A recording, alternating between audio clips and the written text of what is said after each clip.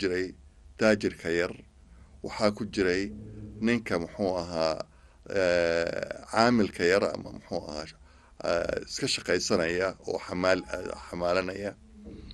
nimankaas marka maxay ku gaareen in ay Soomaalida ka bixiyaan yani isticmaalka? maxay ku gaareen in ay ogaadaan in Soomaaliya loo qaybiyey 5 qaybood? 5 qaybood oo loo qaybiyey waxay ahayd 1884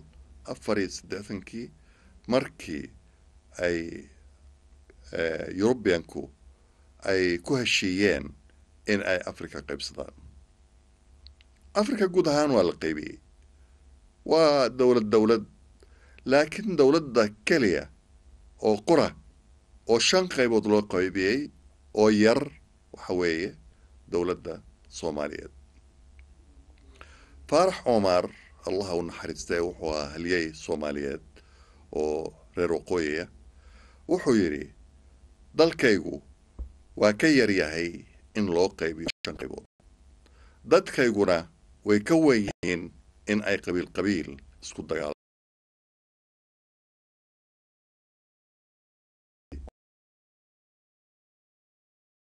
waana la musaafiriyey, waxayna ku xireen jasiirad la oran jiray Seychelles oo badda India. waxaa ku xirnaa halyeyadii Masaarida oo la oran jiray Mustafa Naxaas Baasha iyo Makram Cubeyd Baasha iyo rag badan oo kale oo iyakuna u dagaalamayay kumanimo doonka Masaarida.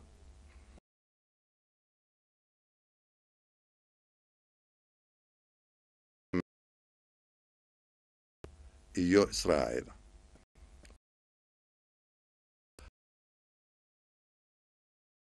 in awood uu ku dagaalamo wuxuu yimid sayidka kadib, laakiin Ingiriiska wuxuu baqay kiisas yar oo gaaban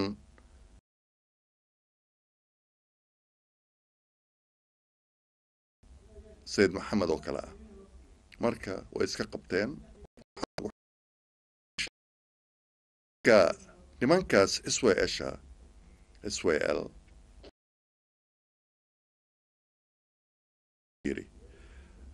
dagaalkii Maxamed ibn Cabdillah Xasan uu galay waxaa baraarujiyey in